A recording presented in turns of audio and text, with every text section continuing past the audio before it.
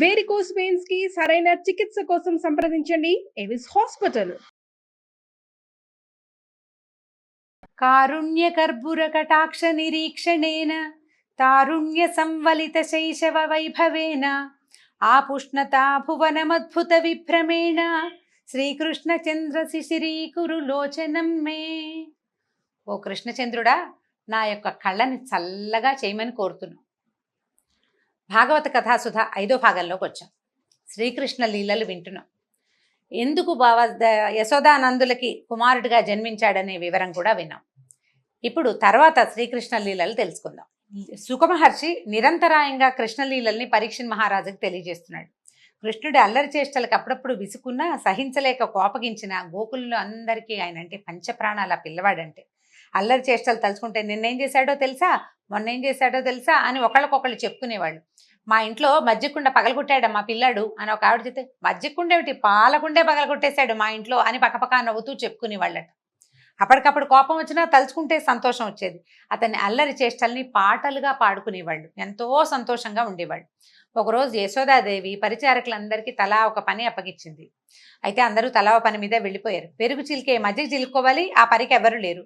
సరే ఆవిడే తనే కట్టుకుందాము, మజ్జిగ చేసుకుందాంలే అని ఏం చేసింది, కవ్వం తాడు బిగించింది. అక్కడి నుంచి తెల్లటి పట్టుచీర కట్టుకుందట. నడుముకి రత్నాలు పొదిగిన వడ్డాణం పెట్టుకుంది, బంగారు కంకణాలు ధరించింది. కొడుకు అల్లరి చేష్టల్ని నవ్వుకుంటూ తలుచుకుంటూ ఏం చేస్తోంది, మజ్జిగ చిలుకుతోంది. చిలుకుతుంటే ఈ గాజుల సవ్వడి, ఆవిడ వడ్డాణానికి ఉన్న మువ్వల మోత, ఈ కంకణాలు ఇక చల్ల చిలుకుతుంటే చెయ్యి ముందుకి వెనక్కి వెళ్తుంటుంది. మంచి ఎక్సర్సైజ్ కూడా. ఈ కదులుతుంటే ఆ శబ్దము ఆవిడ పాడుతున్న పాటకి, ఆ పిల్లవాడి మీదకి తలుచుకున్న ప్రేమతో ఆవిడ నవ్వులకి అన్నిటికీ ఒక చక్కటి మ్యూజిక్ సెషన్ లాగా నడుస్తుంది అనమాట. ఆవిడ ఆనందంగా మజ్జిగ చిలుకుంటుంది. ఈ పిల్లవాడికి ఆకలేసింది. వచ్చి అమ్మ పాలిస్తావా అని అడిగాడు. ఆవిడేంది, వెన్న పడుతోందిరా, పాలు తాగుతుగాని ఉండమని.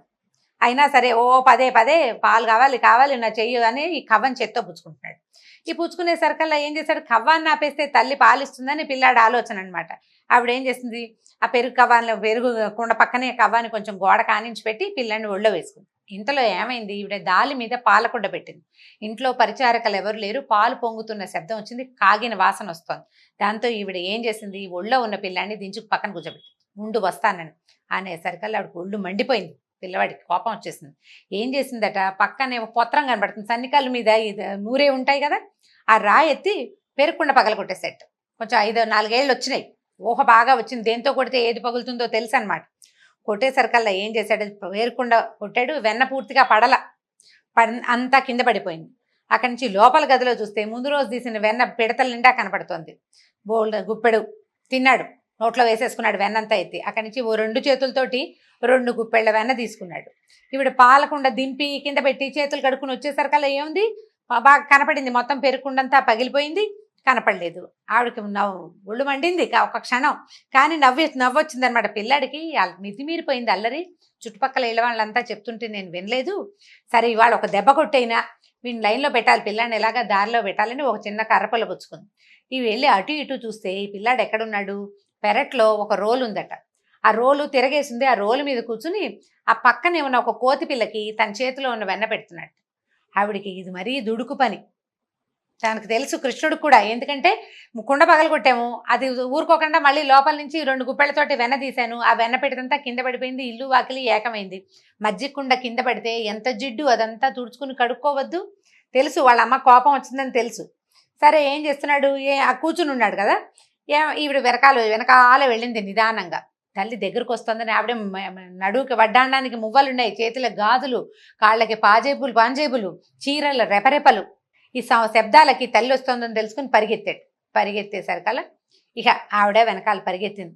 గట్టిగా అరిచి ఏడవటం మొదలుపెట్టాడు. అమ్మ అమ్మ వద్దే వద్దే అని అరుస్తున్నాడు. ఏడుపు, దొంగేడుపే అది.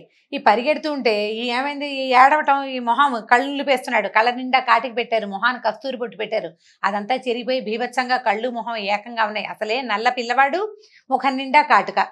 అక్కడి నుంచి ఈవిడ ఏం చేసింది, వెళ్ళి వెనకాల పడింది. అంతకండా పరిగెడుతున్నాడు. ఈవిడ ఏం పరిగెడుతుంది, చిన్నపిల్లలతో తల్లులు పరిగెత్తాలంటే ఆయాసం ఆవిడికి. అక్కడి నుంచి మొత్తానికి దొరికేసరికల్లా ఏమనుకుంది, కొట్టబోయింది.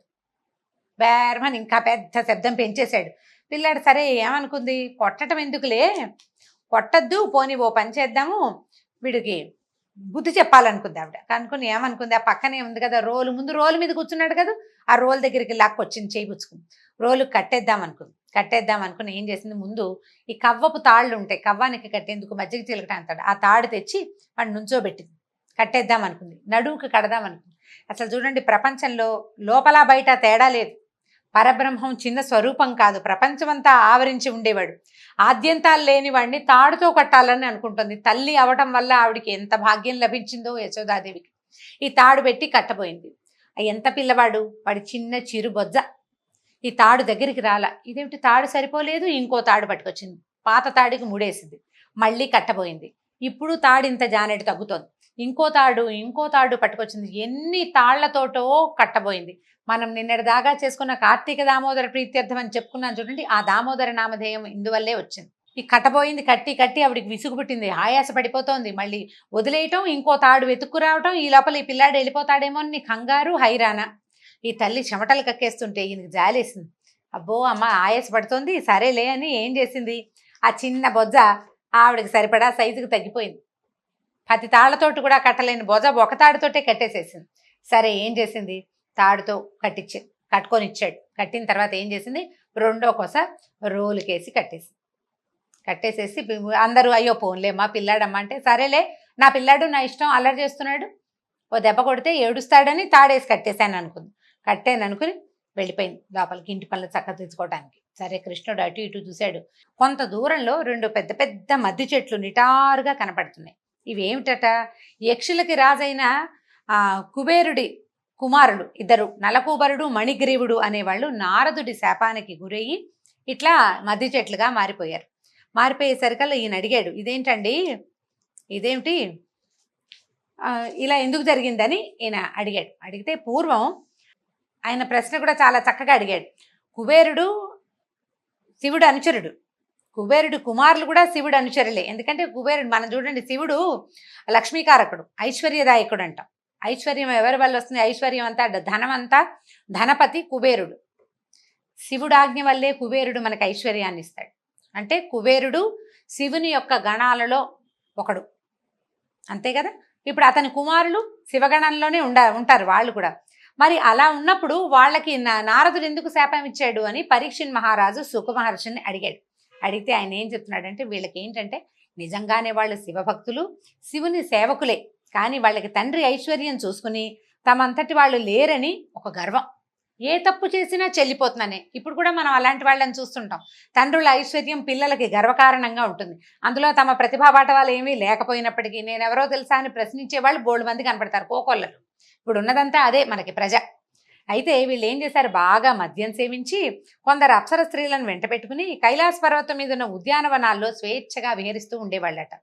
అయితే వాళ్ళని అనుసరించి వచ్చిన ఆడపిల్లలు ఇద్దరు బాగా, ఇంకా ఇద్దరే కాదు ఇంకా చాలా మందే ఉండుంటారు, బాగా ఉత్సాహపరిచిన కొద్దీ విపరీతంగా మద్యం సేవించి ఒళ్ళు తెలియని స్థితిలో ఈ జలక్రీడలు ఆడడానికి ఈ మందాకిని నదిలోకి వెళ్ళారు. గంగానది అనమాట, స్వర్గంలో ఉన్న గంగానదికి వెళ్ళి ఏం చేస్తారంటే నగ్నంగా దిగారట గంగానదిలో. దిగేసరికల్ స్త్రీలు కూడా, వాళ్ళతో ఉన్న అప్సరసలు కూడా ఈ యక్షకుమారులను అనుసరించి వాళ్ళు కూడా వస్త్రాలు వదిలేసి వివస్త్రాలుగానే నదిలోకి దిగారు. అందరూ స్వేచ్ఛగా జలకాలాడుతున్నారు, ఒళ్ళుపై తెలియని స్థితిలో ఉన్నారనమాట. దేవర్షి నారదుడు ఆ వైపుగా వస్తూ కనపడేసరికల్లా ఈ చాలా దూరంలో ఉండగానే స్త్రీలు గమనించారు నారద మహర్షిని.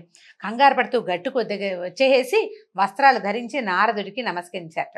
మద్యం మత్తులో ఉన్న నలకూబరుడు మణిగ్రీవులు మాత్రం నారదుడు సమీపిస్తున్న నగ్నంగానే ఉండిపోయారు. అత్యంత హేయమైన స్థితిలో ఈ యక్షకుమారులను చూసి ఈయన జాలిపడ్డాడు, వాళ్ళ మీద కోపము వచ్చింది, జాలిపడ్డాడు, వాళ్ళని అనుగ్రహించాలనుకున్నాడు. ధనమదం ఎంత బలమైంది. ధనగర్వంతో ఉన్నవాళ్ళు తాము తుచ్చమైన విషయాలను కూడా నిస్సంకోచంగా నిత్యము అనుభవించడానికే ఈ లోకంలో పుట్టామని అని అనుకుంటారు. వీళ్ళకి మద్యము, స్త్రీలు, జూదం తప్పితే జీవితానికి ఇంకో ప్రయోజనం ఉన్నట్టు తోచదు. మన డబ్బుతో ఎంత గొప్ప పని చేయొచ్చో తెలియదు, అనుభవించడం ఒకటే తెలుస్తుంది. పాపం పాత కథల్లో కూడా ఇలాంటిదే ఉందండి, ఇవాళదేం కొత్త కాదనమాట. కొందరికి గొప్ప వంశంలో పుట్టామనే గర్వం ఉంటుంది, మరి కొందరికి సౌందర్యం గొప్ప, ఇంకొందరికి బలం ఉందని గర్వం. అయితే మానవుడిని ధనగర్వం పాడు చేసినట్టుగా ఇతర గర్వాలు పాడు చేయవు. డబ్బు ఒకటి ఉంటే చాలు, వాడికి ఎంత ఒళ్ళు తెలీదో. ధనగర్వంతో మిడిసిపడేవాడికి ఇంద్రియాలు వాడి వశంలో ఉండవు. దానికి తోడు యవ్వనంలో ఉంటే తనకు మరణము ఉండదు, వృద్ధాప్యం ఉండదు. నమ్మరు, రేపొద్దున ముసలితనం వస్తుంది, మరణిస్తాము లాంటివి అసలు తట్టదనమాట. మాయ అట్లా ఉంటుంది, డబ్బు మాయ. శరీరమే తానని, ఇదే శాశ్వతమని అని అనుకుంటారు. అని అనుకుని ఏం చేశాడంటే ఈయన, వీళ్ళు ఈ దేహమే నేను అని అనుకునే ధనమదాంధులు ఈ యక్షకుమారుల్లాగానే అంటే ప్రవర్తిస్తారు.